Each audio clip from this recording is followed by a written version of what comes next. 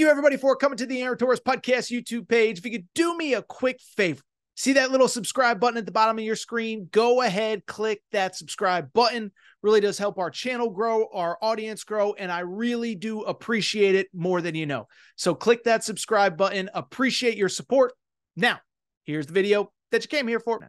And if you listen to this show every single episode, this is, to me, going to be probably the biggest job that opens. Now, it's possible that Jim Harbaugh goes to the NFL, maybe a Ryan Day, maybe a Lincoln Riley. But for the most part, this is probably the biggest job that's going to open up. And I think even in the last week, we've really gotten a feel for what is going on and how Texas A&M is approaching this. I'll be blunt. When the job opened last week, my first reaction was, you don't pay Jimbo Fisher $77 million to go away, plus millions more for your staff, plus millions more for the next head coach, if you don't know who the next head coach is. But as time has gone on, it has become increasingly clear this is not a situation where Texas A&M is going in saying there is only one candidate for us, let's go get that guy. And they are taking a very kind of holistic 30,000-foot view and kind of vetting a number of different guys. And so over the last week, we've gotten a lot of updates, a lot of interesting details, and let's just really dive into where we are now. First off, when we talked about this last week, do think for the most part, like the super, super, super big names, it appears as though they're kind of staying where they are, right? We talked about Dan Lanning saying thanks, but no thanks. Talked about Dan Campbell, or we didn't even talk about Dan Campbell, but he is a Texas A&M alum now with the Detroit Lions. He was asked about it. He gave a great answer. He's like, I will do anything I can to help Texas A&M, except actually coach them. Very happy where I am.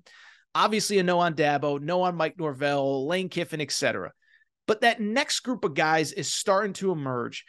And I think it's a very interesting group of guys that Texas A&M, it appears as though, is not only interested in, but could be interested in that job as well. Here are a couple updates since the last time we spoke. First off, I think the biggest piece of tangential news that we definitively have, we found out on Friday that Texas A&M has interviewed Jeff Traylor, the head coach at Texas San Antonio, UTSA. Now, I know what a lot of people would say, oh my goodness, Texas San Antonio, like, that's the guy you're going to hire to compete with Nick Saban and Kirby Smart and Brian Kelly. And what I would say is, first of all, you thought you hired that guy 6 years ago and it clearly didn't work. But I did some reaction to this kind of news on the YouTube channel on Friday. But I'll be blunt, as time has gone on, I think I've kind of come around to the idea that if this was the guy, and we don't know if an offer was extended, we don't know certainly if he would accept it, even if there was one. I've come to accept that if he was the guy, I think I'm actually more okay with it than I was when I first heard the news on Friday. Because the bottom line, for people who don't know much about Jeff Traylor, and again, I'm not insinuating that he is definitively the guy, just that if he was, I think it makes sense. First off, deep roots in the state of Texas. For people who do not know, started as a Texas high school football coach, 14 years as a Texas high school football head coach, 3 state titles, 5 state title games, knows the area, knows the state. And I do think in this particular job, in this particular state, that's important. We can sit there and pick apart why Jimbo Fisher didn't work. There's a million different reasons. But what I do think one of the factors is that probably wasn't talked about enough. We focused on, he's coached in the SEC. He was with Nick Saban at LSU. Yeah, but he had never been at Texas. He had never been in the Texas area. And I don't think he really knew that landscape and how things worked in recruiting. Like, he did fine in recruiting, but I don't think he ever fully ingratiated himself in that state and with the state high school football coaches. You read reports. ESPN did a good report about, the Texas High School Coaches Convention. He was the only FBS head coach that did not speak there in the last year or so. So you just go through the list and you wonder if Jimbo Fisher was maybe not as good of a fit as we thought when he was hired. Well, Jeff Traylor, Texas high school football coach, knows everybody, but also has had a ton of success at UTSA. For people who don't know the resume there, this is year 4. He will be going to a 4th straight bowl game. He is a guy that in his first 3 years went to bowl games, 12-2 in 2021, 11-3 a year ago, 8-3 right now, potentially playing for another conference championship. And he is really, frankly, he's a program builder, right? And he really, I do think, again, he kind of understands the basics that maybe Jimbo Fisher doesn't. Detail, organization, etc. He's about 55 years old, so he's a little bit older, but again, knows the state, knows the community, knows the people, knows the power brokers that you need to know. And again, has built a winner at Texas San Antonio. Also worth noting for people who don't know, before Texas San Antonio did spend some time in the college ranks as an assistant, started with Charlie Strong at Texas, with Chad Morris at SMU in Arkansas. So I just bring it up because he knows the landscape. He knows what it takes. He's coached at the Power 5 level as an assistant. And again, if he ends up being the guy, I don't think I would hate it as much as I maybe thought I would have when I first heard the name. Let's keep it going. A couple other names. Listen, the guy that I immediately thought when Jimbo Fisher got fired, and I still think there's something to it, is Mike Elko, the Duke head coach. And for people who don't know Mike Elko's background, Mike Elko, before he was the Duke head coach, was a longtime defensive coordinator under Jimbo Fisher. Frankly, the defense was elite basically the entire time Mike Elko was there. And Mike Elko, bluntly, has a lot of great relationships with guys still on the staff and players still on the roster. He left 2 off seasons ago, right before Texas A&M signed that historic 2022 recruiting class. And I remember talking to people down at Texas A&M when that happened, who were sitting there saying, like, darn it, we lost Elko. Like, I hope we don't lose any of the guys that are in that recruiting class, because he recruited a lot of the kids in that building still. And he frankly has built a lot of really good relationships with kids that are still on that roster. Also think it's kind of important. Like I think this is an important part, right? And we may have talked about this last week. I've done so many segments, I don't remember. But I think when you see a firing, you assume that the whole place is a disaster, tear it down and build it back from the top. Okay. Not every job is like that. Mississippi State, probably you're going to have to tear down and build from the top back up because, multiple coaching staffs, obviously, whatever, you get the point. Syracuse, same, whatever. You don't have to do that at Texas A&M. And the thing about Elko is I think he could kind of retain the pieces that worked under Jimbo Fisher and obviously upgrade the ones that didn't. You think about a guy like Elijah Robinson, the current interim head coach, another guy that recruited a lot of these guys that the players clearly love, the relationship guy.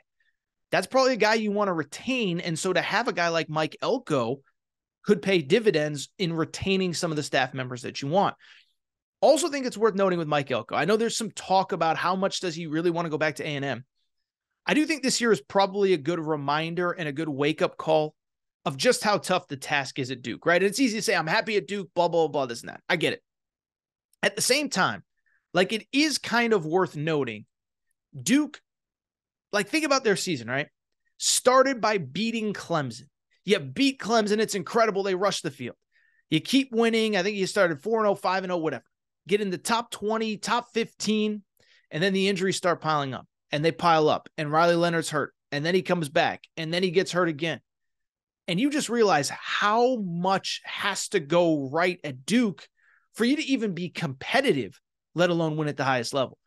And so when I look at Elko, I think that's the pitch. It's like, dude, you're doing great things at Duke. And if you want to stay at Duke, we're not going to keep you from doing that. But it's really hard to win here. Come here. You can build depth. You can build the infrastructure. You can sustain injuries. And you can compete for a national championship. One thing as we look at these candidates, I think it's important to remember is that most places you're going to have to rebuild and retool. If you can just keep the guys in the building right now in the building, you can literally compete for a national championship next year. I think Mike Elko, out of all the candidates, is the guy that that has a track record at success, winning, etc., but also can retain the guys in that building and start building from what is already in place for next year. A couple other names that have started to emerge. Lance Leipold at Kansas is such an interesting one. And we've talked a lot about him over the last couple of weeks. He's at Kansas, but he's basically won everywhere. He's 59 years old, so he's a little bit older, but started at the D3 level. Shout out Wisconsin Whitewater. Just sounds like a cool place. Whitewater, Wisconsin. Can't lie and say I've ever been there, but it sounds like a cool spot, okay? But he won multiple national championships there at the D3 level.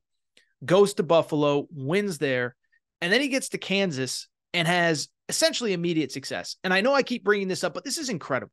Remember, he got to Kansas after spring football in 2021. Les Miles was there. Les Miles gets fired. And what ends up happening? He gets fired in May. Lance Leipold arrives in May. Many of the best players enter the portal. And by year 2, they're 5-0 and in the top 25, and they made a bowl game last year. This year, they obviously reached the top 20 last week. Now, they did lose to Kansas State on Saturday. It doesn't change the fact that this guy has done incredible work at Kansas. Couple things and a couple thoughts as far as Lance Leipold is concerned. Now, he did publicly about 2 weeks ago.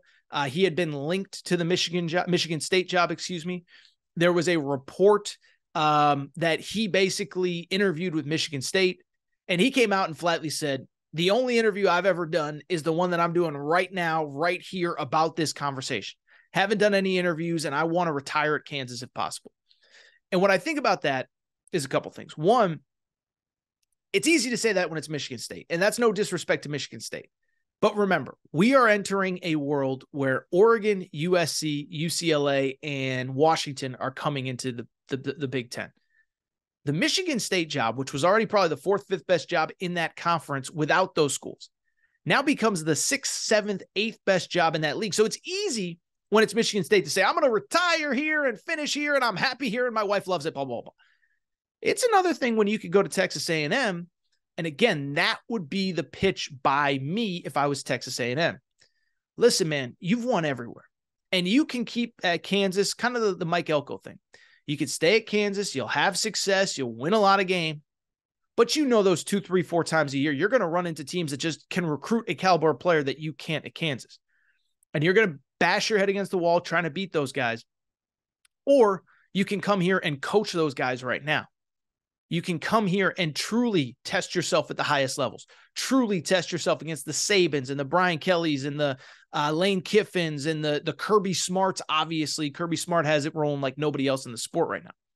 So that's the pitch to him. And then it's just a question of whether he wants to take it. He's 59 years old. He's a little bit older, but it's kind of also the counter. This might be your last shot at a big boy job. Let's have the conversation. Another guy that's popped up, the guy, ironically, that Lance Leipold lost to this weekend, Chris Kleiman, the head coach at Kansas State. Another guy, program builder, was at North Dakota State. Now, he didn't start it from scratch at North Dakota State, but won multiple national championships there. Goes to the FBS level, and he's got Kansas State in a great place. 10 wins last year, 10-4 overall. Remember, it was Kansas State that won the Big 12. They beat TCU in the Big 12 title game. Now, TCU ended up playing in the playoff and for a national championship, but it was Kansas State that won that conference. They played Alabama in the Sugar Bowl, and this year they're playing really well again. 8-3 overall. They played Texas down to the wire. They have a couple nice wins as well. They played Missouri, obviously, down to the wire. And so with him, a couple things. One, it will be interesting. They're still in the Big 12 title race, so in theory, it could take a little while longer to get him. They're not in the playoff race, obviously, but he's going to want to coach his team in the conference championship game. But the other thing is he's a little bit younger than Leipold, 56 years old. And again, I think you can sell him. You're a program builder. You've done it at the highest level. You've done it at close to the highest levels. Now come to the highest level and test yourself against the best. Don't know if it'll happen, but I guess I'm just trying to wrap by saying I think these are the kinds of candidates that Texas A&M is going to end up getting. As I said, the Dan Lannings have said no. The Dan Campbells have said no. The Mike Norvells have said no. The Dabo Sweeneys have said no. But that next tier could be really good, and it could be the change of pace that you need. Not the big name, not the flashy name, not the super sexy name, but the name that's actually going to build your program. And I do think it's interesting. One last thing, we'll get to the rest of the coaching carousel. I do think it's important. Like I think if it isn't a super big name, I think there's going to be a reaction of, that guy, who is he? He can't win, whatever. But I was thinking about this.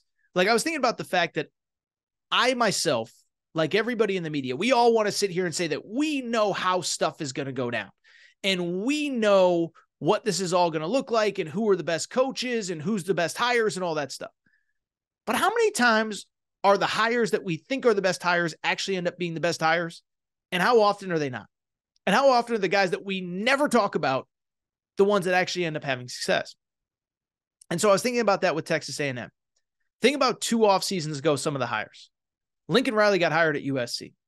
Well, we just talked about where USC is today. Lincoln Riley got hired the same year that Dan Lanning got hired at Oregon and Kalen DeBoer got hired at Washington. Those 2 latter hires got 1/1000th the coverage of Lincoln Riley, And who would you want to be right now? Kalen DeBoer or Dan Lanning or Lincoln Riley? So I just bring it up. You just never know. And if you're an A&M fan, don't worry about how sexy the name is. Don't worry about winning the press conference. Just go ahead and make sure that you get the right guy.